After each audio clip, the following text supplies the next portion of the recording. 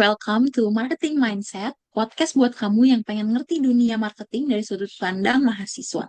Gimana kabarnya hari ini? Semoga lagi semangat, entah yang lagi dengerin di jalan atau lagi ngopi. Semoga bisa jadi teman yang asik ya buat kamu dengerin podcast ini. Di episode kita yang pertama, kita akan bahas topik yang menurut kita tuh basic tapi fundamental banget nih. Apalagi buat kita yang lagi belajar atau baru terjun ke dunia marketing. Ada 7 pilar marketing manajemen di era modern. Dan pastinya aku nggak sendirian sekarang. Sekarang udah hadir juga teman kita yang pinter, asik, dan paham banget nih soal marketing. Oke, halo Meisha, apa kabar? Hai Sarah, aku baik banget. Thank you ya udah mau ngajak aku ngobrol di podcast ini. Jujur aku excited banget karena aku bisa ngobrol bareng kamu di sini. Apalagi kita hari ini ngebahas tentang marketing ya. Nah, Betul apalagi banget. sekarang tuh seru banget ya karena dunia marketing tuh udah benar-benar berubah gitu. Setuju. Kayaknya sekarang tuh marketing nggak cuma soal jualan-jualan aja, selling, tapi lebih ke itu teknologi, psikologi, dan juga isu-isu sosial yang sekarang lagi berjalan. Nah, yuk kita bahas satu persatu pilar, ketujuh pilar ini. Oke, ngomong-ngomong soal perubahan tadi, Kak Mei bilang, kita hidup di era marketing yang udah beda banget dari dulu. Nah, kamu sendiri ngerasa apa sih yang kelihatan perbedaannya? Menurut aku sih marketing sekarang tuh udah masuk ke fase marketing 5.0 ya. Jadi teknologi itu udah menjadi bagian dari strategi utamanya kayak AI, big data, IoT. Jadi itu bukan cuman buat tools untuk ngebantu kita, tapi udah nyatu ke gimana cara brand itu ngelakuin pendekatannya ke konsumen gitu. Ya, bener juga ya, berarti udah lebih ke memanfaatkan AI ya. Lalu aku sih sekarang ngerasa kayak iklan tuh bisa personalize banget. Jadi bahkan kadang lebih ngerti kita daripada kita sendiri gitu. Kadang kan kalau misalnya kita ngeliat iklan buka TikTok gitu, terus buka IG, padahal kita nggak searching apapun, kayak yang dimunculin misalnya aku mau beli laptop, yang dimunculin tuh suka tiba-tiba ada laptop padahal kita belum searching. Nah itu kayak ada aja caranya untuk mengiklankan gitu ya. Bener banget, kayak udah tahu langsung gitu ya, tanpa kita cari tahu sendiri. Jadi algoritma sih itu bener namanya. Algoritma di e-commerce itu contohnya. Mereka tuh tahu banget pola kita. Tapi ya walaupun digital, pendekatannya juga harus manusiawi. Karena pada akhirnya yang dihadapin itu juga manusia gitu, bukan angka-angka gitu. Betul sih, setuju banget. Harus relate ya sama orang-orang yang menggunakannya. Oke, nah karena lingkungan kita makin kompleks juga, eh, perencanaan itu pasti nggak bisa asal-asalan kan. Nah, gimana sih dari kami sendiri pendapatnya tentang planning dari pemasaran? Oke, untuk planningnya ya, kita penting banget sih. Kita harus tahu kerangka yang jelas gimana cara step by step-nya gitu. Nah, salah satu yang sering aku pakai itu ada namanya model SOSTEK. SOSTEK itu dibawa dari PR Smith, salah satu ahli. Jadi dalam langkah di sini yang pertama S, situation analysis. Jadi kita analisis posisi kita sekarang. Lalu yang kedua O, objectives. Kita cari tahu tujuan kita. Yang ketiga strategi. Kita cari tahu gambaran besarnya itu kayak gimana. Habis itu T, tactics. Kita cari aksi konkretnya. Habis itu action. Kita cari tahu siapa yang lakuin apa. Jadi role. Kita cari tahu role atau tanggung jawab yang mereka lakukan sesuai perannya. Habis itu control, kita evaluasi hasil kerjanya.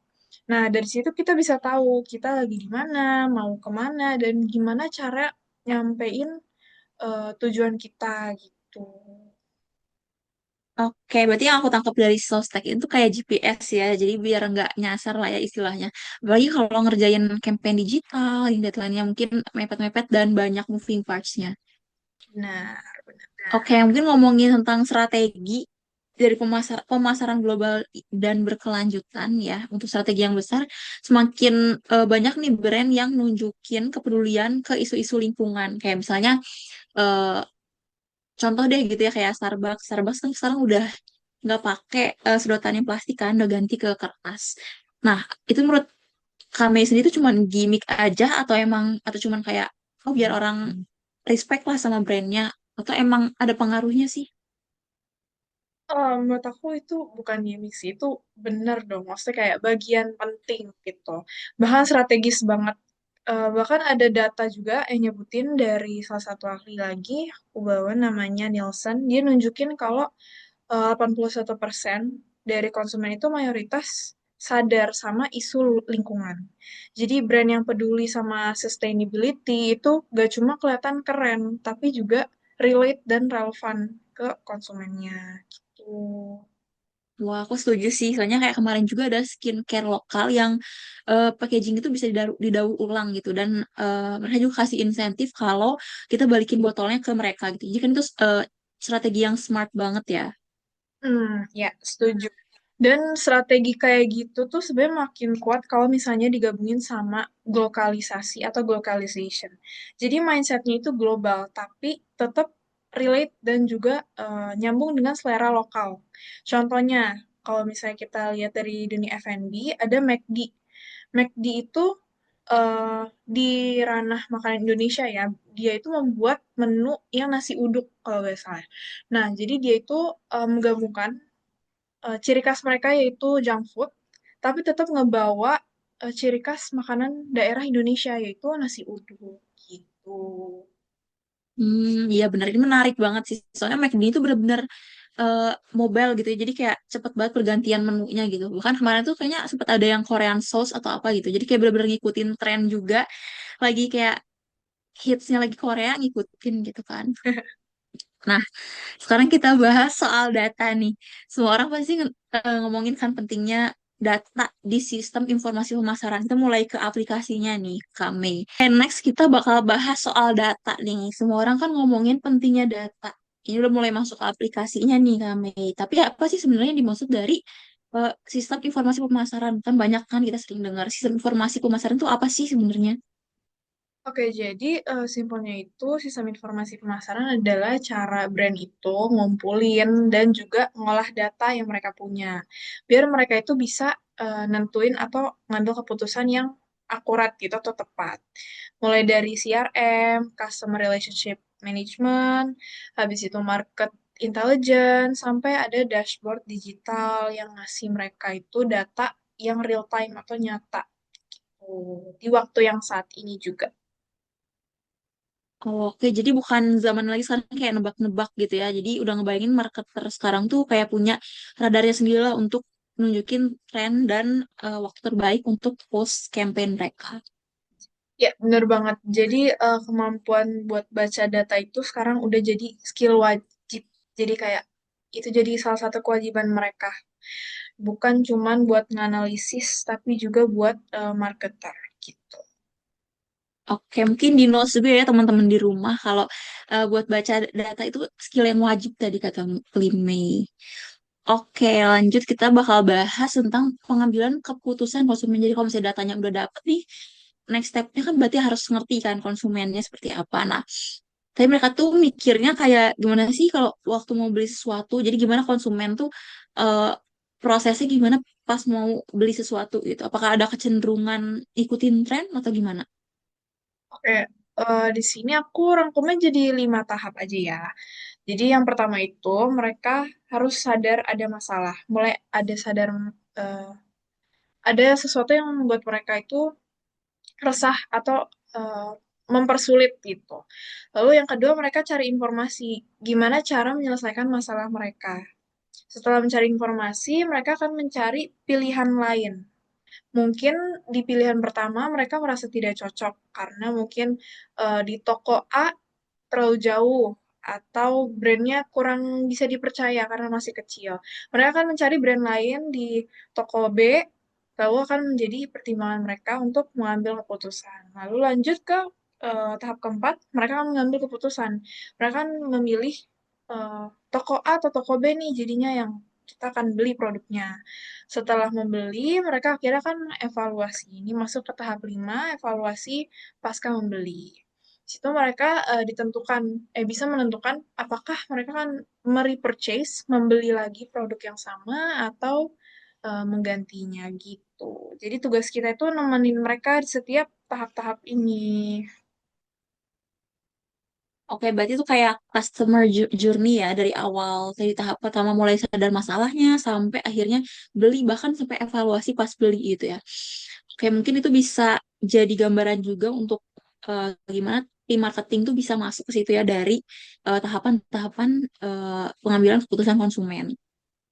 Oke, next yang sering digaung-gaungkan juga, sering kita dengar juga STP gitu ya. Segmenting, targeting, and positioning. Jadi di sini kita pakai analoginya itu segmentasi itu kayak kita lagi ngebagi kue, kue makanan ya. Nah, targeting di sini adalah kita milih potongan, potongan yang paling pas buat kita. Kita mau kue yang ukurannya kecil atau ukurannya besar, terus rasanya yang coklat atau yang strawberry, kita sesuaikan dengan tujuan kita. Lalu di sini ada positioning. Positioning itu gimana cara kita menyajikannya biar orang-orang itu ingat, oh produk kita ini eh, digunakan pas kita lagi olahraga atau kita lagi butuh asupan energi gitu. Betul sih. Mungkin yang sering aku denger juga itu kayak Indomie ya sih Kak. Jadi kalau Indomie itu kan pasti di kaitannya kalau hujan-hujan tuh pasti Indomie. Itu kayak udah melekat di kepala masyarakat Indonesia ya. Jadi kayak image gitu. Nah, kalau misalnya Betul. brand salah positioning, itu bisa-bisa usaha mereka yang walaupun udah gede-gedean, tapi nggak nyampe ke audiens yang pas atau tepat sesuai sasaran mereka. Jadi sayang banget sih. Oke, terakhir kita bakal bahas soal produk nih. Banyak juga orang mikir kalau produk tuh ya udah secara fisik aja gitu ya. Atau mungkin kalau misalnya produknya berupa apps atau apa itu kan ya udah gitu. Nah, menurut kami sendiri gimana sih tentang produk manajemen ini? Oke, product management itu sebenarnya dibagi jadi 3 level ya. Di sini aku gunain atau ngambil dari teori salah satu ahli, yaitu namanya Levitt. Jadi di sini dia bilang kalau misalnya ada 3 level dalam manajemen produk. Pertama itu ada namanya core product. Jadi core product itu adalah manfaat inti atau manfaat utamanya dari sebuah produk. Untuk apa? Untuk kamera, untuk komunikasi, untuk eh, tadi teknologi. Lalu yang kedua ada actual product, bentuk fisik nyata dari produk ini. Jadi gimana fiturnya, apa aja yang bisa dipakai dari produk ini. Lalu yang ketiga ada augmented product. Apa nilai tambah dari produk ini selain dari fungsi utamanya? Kayak misalnya kita bawa contoh iPhone. Core produknya apa sih? Core produk mereka adalah komunikasi dan juga kamera. Lalu actual produknya, dilihat dari mana sih produknya? Dari desainnya, dari sistem operasi servernya, terus augmented produknya berarti ekosistem dari brand Apple itu sendiri dan juga status sosial yang kita dapat ketika kita menggunakan produk Apple gitu. Betul, betul, betul. Berarti itu penting banget ya buat marketer untuk memahaminya supaya brandnya bisa tahan lama lah ya. Wah, jujur ya, Mei, ngobrol hari ini tuh bikin tercerahkan banget tentang marketing ini. Mulai dari perubahan industri sampai gimana caranya nyentuh hati konsumen ya, supaya yang ternyata ternyata nggak sesimpel itu gitu, supaya mereka mau beli istilahnya. Iya, betul. Dan yang aku suka dari marketing tuh sebenarnya karena dia nggak pernah berhenti berubah ya. Jadi ada aja terus yang baru. Jadi kita tuh dituntut untuk terus belajar dan juga beradaptasi. Wah, jujur ya, Mei, ngobrol hari ini tuh bikin ngerasa tercerahkan banget ya tentang permarketingan ini gitu. Mulai dari perubahan industri sampai gimana cara nyentuh hati konsumen. Ternyata nggak sesimpel kelihatannya ya. Gimana cara dari awal product selling sampai marketingnya gitu ya. Nah, ya bener banget. Dan kalau aku boleh tambahin ya, sebenarnya aku suka dari marketing tuh dia itu perubahannya gak pernah berhenti. Jadi selalu ada aja yang baru. Nah, kita tuh jadi dituntut gitu untuk belajar dan juga kita harus beradaptasi sama perubahannya gitu. Bener banget. Jadi buat kamu yang dengerin, jangan ngerasa harus ngerti semua langsung, step by step aja. Marketing itu proses, jadi prosesnya pelan-pelan sambil dieksplor, sambil ngerasain juga gimana sih baiknya gitu menggunakan dan mengaplikasikan marketing teknik ini. Ya, aku nambahin lagi ya. Yang penting itu kalian jangan takut nyoba. Terus juga kadang kalau dari coba-coba itu justru kita dapat banyak insight atau pelajaran yang nggak ada di buku gitu. Jadi belajar Betul, berarti by doing gitu, learn by doing. ya learning by doing. Oke, nah itu dia. Makasih banyak ya kami buat waktunya dan insight yang super insightful. Oke, thank you juga Sarah udah ajak ngobrol. See you. You dan buat kamu yang dengerin dari awal sampai akhir, terima kasih udah nemenin kita sejauh ini. Jangan lupa follow Marketing Mindset di platform favoritmu. Kita ada IG, TikTok, Twitter. Udah bukan Twitter ya, sekarang udah X. Karena kita bakal hadir lagi di episode berikutnya dengan topik-topik yang nggak kalah seru juga. Kalau kamu suka episode ini, boleh di-share ke teman kamu yang lagi belajar marketing ya. Atau bahkan yang pengen dapat perspektif baru aja. Sampai ketemu di episode berikutnya. Jangan lupa untuk semangat belajarnya, jaga diri juga. See you, bye. Hai semuanya, welcome back di podcast Marketing Mindset, podcast buat kamu yang mau ngerti tentang seluk-beluk marketing dari perspektif yang ringan, santai tapi tetap berbobot. Gimana kabarnya teman-teman? Semoga lagi sehat dan semangat ya. Entah kamu lagi dengerin ini pas commuting, nugas, atau cuma lagi butuh temen ngobrol sore-sore, semoga episode ini bisa nemenin kamu dengan asik. Nah, di episode ini aku bakal ngebahas sesuatu yang makin penting di dunia serba digital kayak sekarang. Gimana sih strategi marketing yang benar-benar bisa menang di era digital? Tapi of course hari ini aku nggak sendirian, aku bareng temen aku yang satu jurusan, jago banget ngulik marketing dan punya banyak banget insight yang kece. Halo Sarah, gimana kabarnya? Halo Mei, kabar aku baik sih Mei. Wah seneng banget ya bisa muncul di podcast, diundang di podcast Marketing Mindset. Dan apalagi topiknya relate banget sama realitas sekarang. Mungkin tadi udah dikenalin juga ya sama Mei, aku Sarah dari Prodi Bisnis Digital. Oke, benar banget ya. Jadi episode kali ini itu bisa dibilang dari kelanjutan episode pertama nih. Jadi di bawah ini itu dengan perspektif yang berbeda dari Sarah. Jadi buat kamu yang belum dengerin episode pertama, boleh banget cek dulu atau langsung lanjut dengerin ini juga nggak apa-apa. Oke, kita langsung lanjut aja ya obrolannya. Kita mulai dari yang paling kelihatan dulu deh. Menurut kamu nih Sarah, apa sih perubahan yang paling kelihatan di dunia marketing zaman sekarang?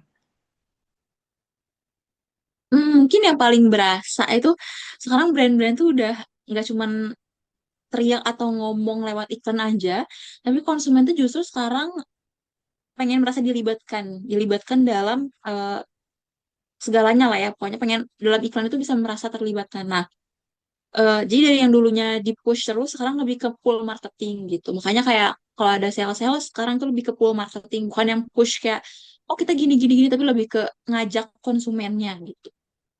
Oke, benar banget tuh ya. Jadi kayak sekarang tuh orang datang ke brand karena mereka tertarik sama value-nya. Bukan karena dia dipaksa lewat diskon yang terus-terusan gitu kali ya maksudnya. Yes, bener-bener banget. Jadi sekarang bukan di gerung-gerungin terus si diskon ini, tapi use teknologi juga ngebantu sih di sisi marketing.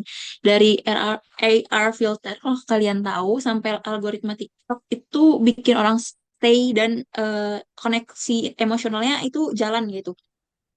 Oke, jadi intinya bukan siapa yang paling keren teknologinya, tapi siapa yang paling nyambung gitu ya secara emosional sama audiens. Iya, yes, betul. Kita lanjut ya ke yang kedua, kita akan ngomongin perencanaan pemasaran. Nah, kalau kita ngomongin, kalau kita sambungin ke audiens tadi, kita pasti butuh plan ya. Tapi perencanaan marketing sekarang tuh kayaknya nggak bisa yang kaku-kaku banget gitu. Jadi bisa naturally bisa nyambung sama konsumen. Nah, itu gimana tuh menurut Sarah? Oke, mungkin sebenarnya ini mirip-mirip. Aku sebenarnya sempat dengerin podcastnya juga yang episode satu karena udah diupload duluan. Jadi intinya sama, sebenarnya lebih ke sostek, pakai sostek strategi yaitu situation, objective, strategi, tactics, action, and control.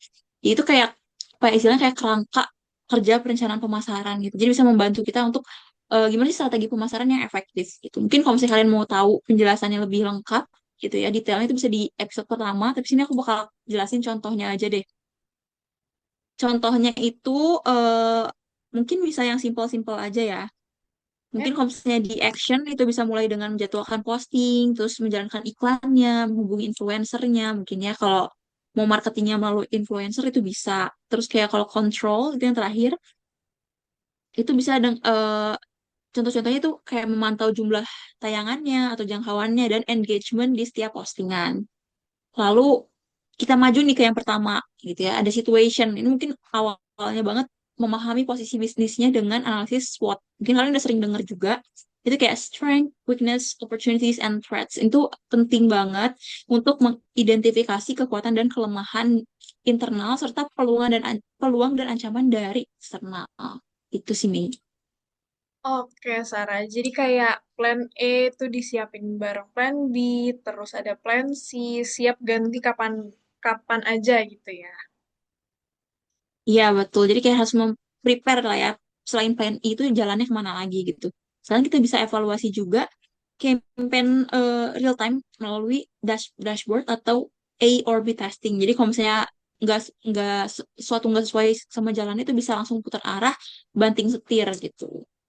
Oke, jadi banyak pilihannya ya. Oke, kita next lanjut ke pembahasan kita yang ketiga, pemasaran global dan berkelanjutan.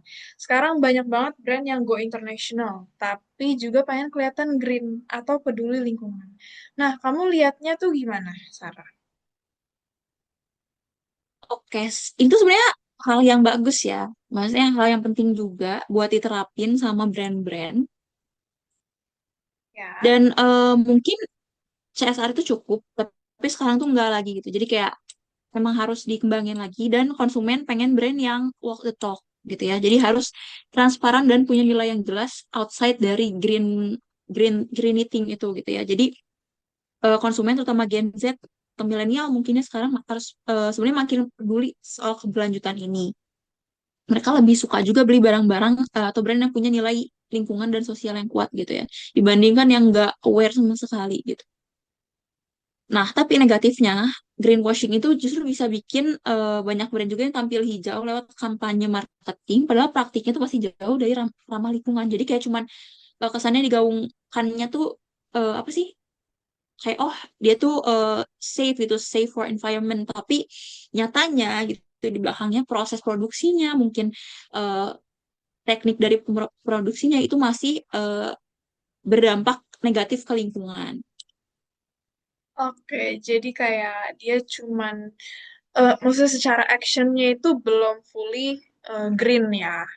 Oke, aku juga sering lihat sih di campaign yang kolaborasi sama komunitas lokal atau influencer yang concern sama sustainability. Ya itu powerful banget sih. Tapi kalau mau global, jangan lupa harus sesuai konteks juga. Satu strategi di Eropa itu belum tentu jalannya sama Indonesia karena kan beda juga environment-nya. Iya, betul. Jadi tetap harus disesuaikan ya. Oke, kita lanjut ya ke yang topik keempat, itu sistem informasi pemasaran. Oke, kita ngomongin tentang data. Sekarang semua serba digital dan datanya itu melimpah ya. Semua apa-apa gitu kita butuh data. Nah, menurut kamu SIMP itu sekarang perannya gimana sih? Okay, it's a good question actually. Jadi di era digital seperti sekarang, peran sistem informasi manajemen itu strategis ya, atau bisa dibilang kayak jantungnya lah gitu ya dari sistem pemasaran gitu. Nah, misalnya kita bisa tahu performa konten lewat data atau insight, bahkan buat UMKM sekalipun. Jadi itu penting banget sih. Oke, iya ya benar ya. Bahkan kayak Google Sheet yang connect ke data penjualan aja udah bisa bantu kita untuk ngambil next decision kita kayak gimana gitu ya. Yes, exactly. Jadi sekarang banyak juga tools-tools yang affordable yang nggak perlu bayar gitu ya, nggak ada fee-nya sama sekali. Jadi tinggal mindset kita aja sih mau nggak pakai datanya. Mulai dari diri sendiri ya. Oke, kita lanjut ke topik yang kelima. Kita ngomongin tentang pengambilan keputusan konsumen. Ini aku penasaran nih sama Sarah. Gimana sih kalau kita sebagai posisinya POV-nya itu marketer bisa ngerti keputusan konsumen yang sekarang prosesnya itu makin cepat dan juga kompleks gitu, bervariasi. Gimana tuh menurut Sarah? Oke, sekarang konsumen itu lebih ke digital native. Jadi sebelum beli mereka pasti udah keliling-keliling dulu, cari tahu dulu gitu, searching dulu di TikTok, lihat review-review mungkin di Shopee atau apapun itu, tanya-tanya temennya gitu. Jadi nggak langsung beli aja. Jadi eh, perlu kita ketahui bahwa apa ya istilahnya. Jadi keputusan konsumen itu makin cepat dan makin impulsif, tapi juga makin kompleks. Jadi mereka tuh banyak banget faktor yang mempengaruhinya dalam waktu singkat dari iklan, review, media sosial, sampai sesimpel kita FOMO dari TikTok padahal nggak butuh gitu. Jadi kayak FOMO gitu ya, ada banyak pertimbangan dan Iya. pilihan yang bikin mereka tuh kayak mau yang mana ya, yang A atau yang B. Relate sih, aku juga sering kayak gitu. Jadi marketer tuh jadi harus kayak tetap muncul di semua titik gitu ya. Bener banget sih. Jadi bikin konten sebenarnya harus informatif juga. Landing page-nya simple tapi atraktif gitu di mata konsumen. Sampai bisa follow up email ke personal. Mungkin kalau misalnya kita lihat, kita sering kan buka website apa gitu, terus ntar langsung ada email yang auto send ke kita. Itu juga sebenarnya bagus karena kan marketing secara gratis lah istilahnya. Jadi bisa kirim langsung ke email personal dari customer. Ya, jadi nggak secara nggak langsung tuh ya memengaruhi keputusan konsumen gitu ya di akhirnya. Oke, kita lanjut ke topik keenam. Ini topik yang cukup apa ya familiar dan banyak yang orang tahu pasti orang tahu di dunia marketing yaitu segmenting, targeting dan positioning. STP ini tuh kayak ilmu dasar sih. Tapi menurut kamu di era digital sekarang ini gimana sih penerapannya di kehidupan nyata? Kayak penerapan dari STP ya, segmenting, targeting, and positioning. Jadi segmentasinya itu sekarang semakin detail, makin banyak segmen-segmennya. Jadi bahkan bisa tahu juga orang yang sering buka Shopee di jam 1 pagi itu suka konten apa sih, dan apakah suka konten mental health atau apa, itu kita bisa tahu gitu ya. Nah, itu sebenarnya STP itu ilmu dasar marketing, jadi kayak fondasi juga. Tapi di era digital sekarang STP itu justru ditinggalkan dan malah berevolusi gitu, karena perilaku konsumen itu berubah cepat dan datanya semakin banyak juga. Jadi STP bisa jadi lebih dinamis, presisi, dan real time gitu. Oke, berarti targetingnya tuh tadi tajam banget ya. Tapi ya positioning itu yang bikin brand kita jadi beda. Kayak cara kita nempatin produk kita gitu kan di benak konsumen. Iya, dan sekarang posisi brand juga bisa dibentuk lewat cerita gitu ya. Emang storytelling tuh salah satu bentuk marketing yang paling kuat sih. Jadi a great storyteller itu pasti a great marketing juga gitu. Bukan cuma slogan aja ya itu. Setuju, setuju, setuju. Jadi ya kayak bikin relate ya sama customer kita. Oke, next kita kelas topik kita nih ngomongin tentang manajemen produk.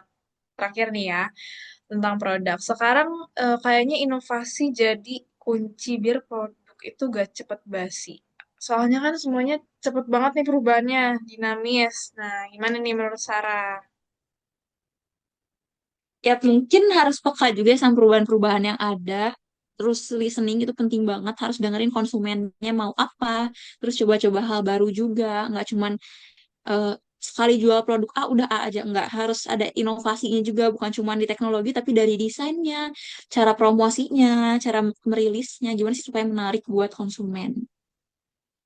Oke, kayak produk lokal gitu yang ngeluarin edisi khusus ya buat 17 Agustus atau Hari Ibu. Jadi kayak ada momennya gitu ya. Ya sebenarnya Oke, banget, jadi ngikutin perubahan gitu gitu. oke. Kita udah sampai ke ending dari podcast kita hari ini. Asli seru banget obrolan hari ini. Dari tadi rasanya kayak lagi diskusi santai, tapi ilmunya daging gitu. Apalagi dari Sarah nih. Dari tren industri sampai kita cara bangun koneksi emosional ke audiens kita. Iya sih, aku juga senang banget bisa ngobrol bareng Mei nih hari ini. Jadi apalagi topiknya tuh yang penting banget ya buat kita belajar. Dan gimana sih akhirnya bisa menghasilkan orang-orang yang mungkin siap nyemplung ke dunia marketing beneran. Yes, aku juga nangkep banget di era digital sekarang tuh marketing tuh bukan soal siapa yang paling ribut gitu ya, tapi siapa yang paling nyambung. Setuju nggak? Bener banget, siapa yang paling relate gitu ya. Dan jangan lupa marketing itu proses, jadi nggak harus sempurna di awal, tapi yang penting tuh belajar dan peka sama tren juga itu penting. Nah, buat kamu yang dengerin dari awal sampai akhir, makasih banget ya udah nemenin kita. Semoga obrolan hari ini bisa nambah insight kalian atau bahkan jadi pemantik semangat baru kalian buat belajar lebih jauh soal marketing. Jangan lupa follow Marketing Mindset di platform favorit kamu dan share episode ini ke teman-teman yang juga lagi tertarik dunia marketing. Bisa yang baru mulai atau yang udah jalan tapi pengen banget dapat perspektif dari kita-kita yang lagi tengah proses belajar juga ini. See you di episode selanjutnya. Jaga semangat kalian. Bye-bye. Thank you, Sarah.